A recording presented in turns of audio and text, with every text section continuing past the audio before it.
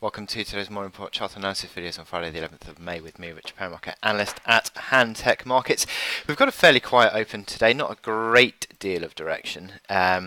What we have seen is the announcement that Donald Trump will be meeting Kim Jong-un in Singapore on the 12th of June. That sort of helped Asian markets higher overnight, but that sort of boost to sentiment has not really sort of played through into the European session. You've got the DAX mildly lower, CAC slightly lower, FTSE basically flat on the day. The dollar has slipped a touch yesterday. It had core CPI which missed marginally at 2.1%. It was expected to increase to 2.2% on the core CPI, but there was a slight miss of expectations and it didn't rise. But generally speaking, is that enough to really derail this dollar rally that we've had?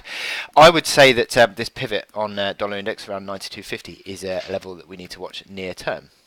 But also, not only that, you've got these treasury yields which have come off, and just the dollar slipping a touch today as this session has sort of moved forward, with the 10-year treasury yield sort of back at 2.95 now.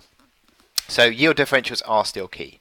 That is the big takeaway. Now, in terms of equity markets, strong move again on the S&P 500, breaking out to highest it's been since sort of 21st of March.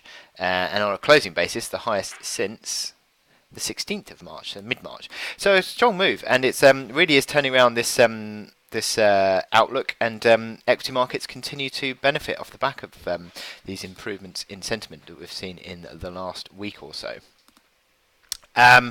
Now, as I said, this dollar move today is sort of consolidating a little bit rather than a decisive correction signal, but it'll be interesting to see how this develops. Now, into today, not a great deal of data. You've got Canadian unemployment and Michigan sentiment.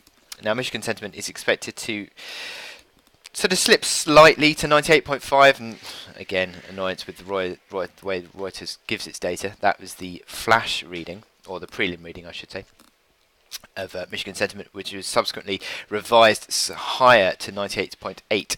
So that's 98.5, slightly down from that, but that could have a bit of a driving move this afternoon. I think we've also got Mario Draghi speaking today as well, so watch out for comments from him driving sentiment on the euro.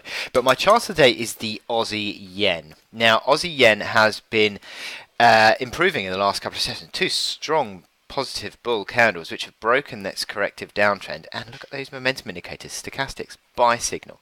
The last time we saw a buy signal was at the bottom in March. That precipitated a rally, and we've seen the MACD lines coming together. Could they start to cross higher? RSI up over 50 now. Now the pivot at 82.65 is the key level to watch near term. That has been the pivot since March, and that's is the market is rallying towards that pivot in a little uptrend move, and you can see here that pivot at 82.65 also caught reaction high in early May, so a breakout above that would be a positive signal and certainly start to open upside. But look at the momentum indicators. Hourly RSI nicely above 55 consistently now, and the MACD lines still positive, although they've slipped a touch.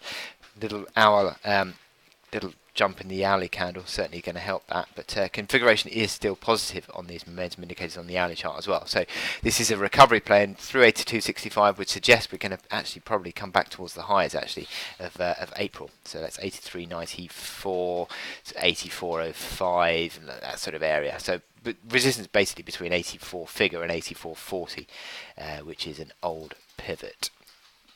So it could well be that a continued move above 82.65 opens that move. So with that in mind, I wish you good luck in your trading, and I will speak to you later.